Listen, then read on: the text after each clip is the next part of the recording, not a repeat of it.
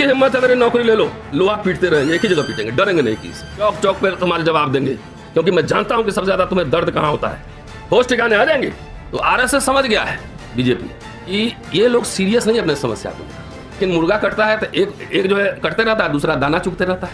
लाठी की लड़ाई करने के तो सिपाही हमारे पास लाखों है, अभी तो यहाँ की लड़ाई लड़नी है, बुद्धि की लड़ाई लड़नी है। कहीं आप चिट्ठी लिख दो, मैं राजनाथ सिंह से पर्सनली मिला था, आर्टिकल लिखूंगा, किताब लिखूंगा कि अलग कचरा साफ करवाने जाऊंगा वहाँ, अलग कचरा साफ करवाने जाऊंगा वहाँ। ऐसे ही लोगों का दमन कर रहा है सरकार, और सब प्रिंसिपल वाइस चांसलर हर जगह आरएसएस का आदमी बैठा हुआ है। ओबीसी प्राइम मिनिस्टर और सुप्रीम कोर्ट में दे रहा है कागज की हम जाति जनगणना नहीं करा सकते। इसलिए मैंने कहा कि इंदिरा गांधी जी के इमरजेंसी वाला दिन मुझे वापस दो, क्योंकि दलितों के लिए बेटर काल था, सुरक्षित था, उसको मारता नहीं था कोई। आईआईटीज में एडमिशन हो रहे थे, वैकेंसीज निकल रही थी।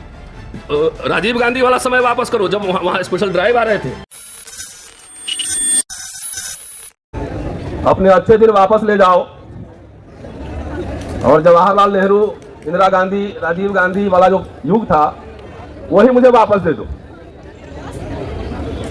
अपने अच्छे दिन ले जाओ, अपने अघोषित आपातकाल ले जाओ, और इससे बेहतर है कि इंदिरा गांधी वाला आपातकाल ही वापस करो, घोषित। ये मैं बात कह रहा हूं, बड़ा अटपटा लगेगा, लेकिन मैं दलित आदिवासी पर्सपेक्टिव से ये बात कह रहा हूं। याद कीजिए, पहले स्पेशल रिक्रूटमेंट ड्राइव निकलता था, बैकलॉग निकलता था, इमरजेंसी के पीरियड में दलित लोग सुरक्षित महसूस करते थे, एफआईआर होता था, काम होता था, नौकरियां मिल रही थी, बैंक का नेशनलाइजेशन हो रहा था 70s में, लाखों नौकरियां मिल रही थी। और इस अघोषित आपातकाल में सीधा उल्टा हो रहा है, सीधा उल्टा। हजारों हजार करोड़ लेके जो भाग रहे हैं विदेश में, वो कौन लोग, वो किनके मित्र हैं, किनके साथ उनका फोटो दिखता है? ये सवाल हमें उठाना पड़ेगा, लगातार उठाना पड़ेगा। क्योंकि मैं पढ़ाने के पेशे से जुड़ा हुआ हूं, इसलिए कुछ बातें यूनिवर्सिटी में रखूंगा। बीजेपी और आरएसएस को लगता है कि जो 10 साल में इनको मैंडेट मिला है, मेजॉरिटी भारत में शासन करने का, लोगों ने यह सोच के इनको वोट दिया होगा, ईवीएम की लीला में बाद में आऊंगा कभी, यह सोच के वोट दिया होगा कि संविधान के हिसाब से काम करें, लेकिन संविधान के हिसाब से काम नहीं हो रहा है। ये सोच रहे हैं कि भारत वर्ष पर हमने कब्जा कर लिया है, इंडियन रिपब्लिक पे कब्जा कर लिया है, सारी संस्थाओं पर कब्जा कर लिया है। कोई भी संवैधानिक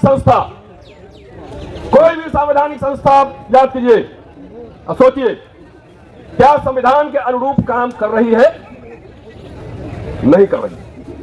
सबको ध्वस्त किया जा रहा है, सबको, और कहीं आपकी सुनवाई नहीं है, किसी मंच की सुनवाई नहीं।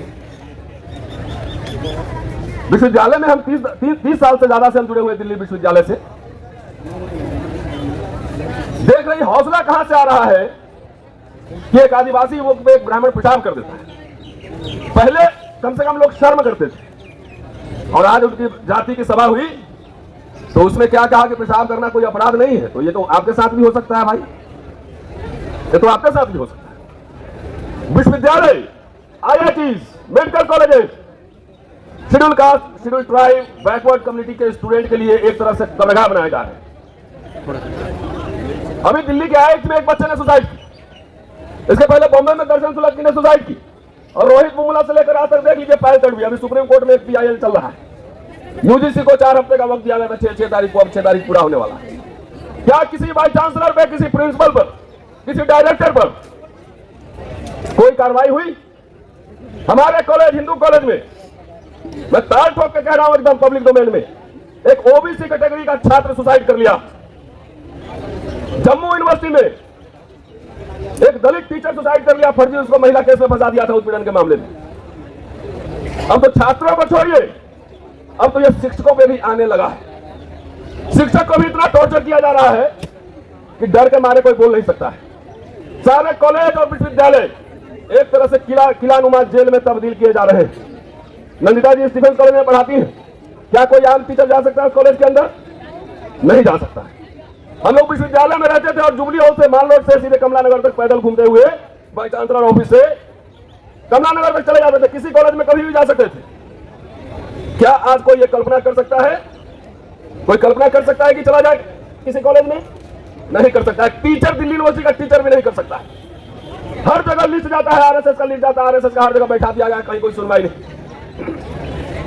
जो साथी परिचित है मुद्दों से, अभी मैंने सब घटनाएं बताई हैं। घटनाएं, ये घटना नहीं, संकेत है कि किस तरीके से आईआईटी और विश्वविद्यालय, और जो मैं कह रहा हूं कोई वहां का एससी एसटी ओबीसी छात्र और शिक्षक से जाके पूछ लीजिए।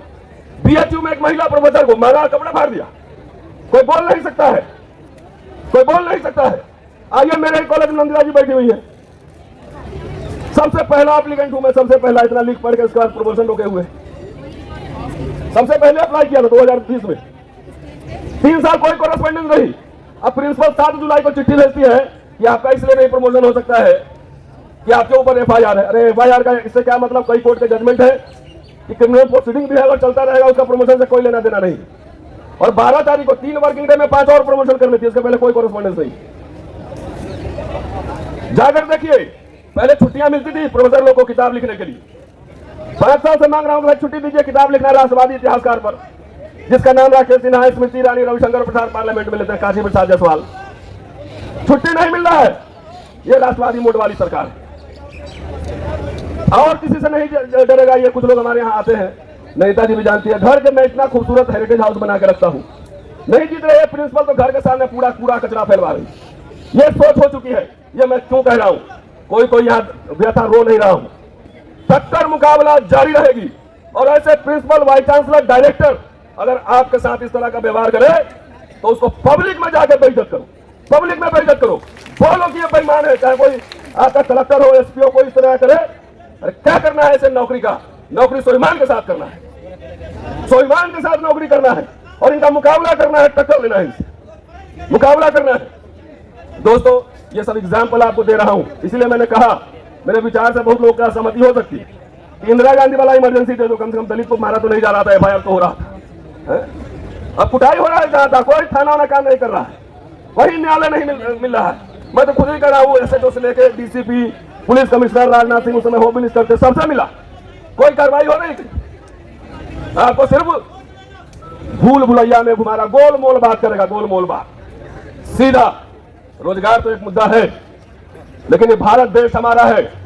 आत्मसम्मान और स्वाभिमान के साथ जीना चाहते हो तो आंख बंद करके ये भाजपा सरकार को 24 में हराओ। ये सबकी जड़ यही है, सबकी जड़ यही है। मैंने कहा है कि हमें भाई जितना तंग करना है तंग कर लो, हम पीछे हटने वाले नहीं है, बिहार के रहने वाले हैं। हमारे यहाँ ट्रेनिंग कुछ और तरह की होती है, आंख में आंख मिलाएंगे, हम बोलेंगे हाउ डेयर यू, तुमने हिम्मत कैसे की? डरोगे क्या? डरोगे क्या? अगर मेरी बात खराब लग रही है तो तुम जाओ कोर्ट में, तुम जाओ थाने में, हम नहीं जाएंगे, जाओ। लेकिन पब्लिक ने ह्यूमिलिएट देम, जब तक इसकी पब्लिक बेइज्जती नहीं करोगे, मुझे तो लगता है कि अब कैंपस घेरो अभियान चलवाना पड़ेगा। जिस भी आईआईटी में, जिस भी मेडिकल कॉलेज में एक भी बच्चा सुसाइड करेगा, उस कैंपस को घेरो और तुरंत उस एक्शन हो जाए, डायरेक्टर को उसको सस्पेंड करवाओ, क्रिमिनल प्रोसीडिंग चलवाओ। क्योंकि वहां सीधी में उपचार किया है ना, और गांव में डंडे से मार देते हैं, यहाँ डंडा से नहीं मारेगा, दिमाग के नस में इतना दबाव बढ़ाएगा, टॉर्चर करेगा। अरे हम लोग तो एक्टिविस्ट लोग हैं, मुझे तो पता है तुम्हारे दिमाग में क्या चल रहा है, वो भी मैं हिस्ट्री बढ़ाता हूँ। तो हमारे जैसे लोग तो लड़ लेते हैं, लेकिन जो शरीफ लोग होते हैं, जो थोड़ा डरते हैं, वैसे ही लोग के माथे का नस दबा के और उसको आत्महत्या करने के लिए मजबूर करता है। ये आत्महत्या नहीं, ये हत्या है। इसलिए साथियों, एक ही मूल मंत्र है, भाजपा भगाओ देश बचाओ। भाजपा भागेगा तो रोजगार भी बढ़ेगा। शुक्रिया, जय भीम।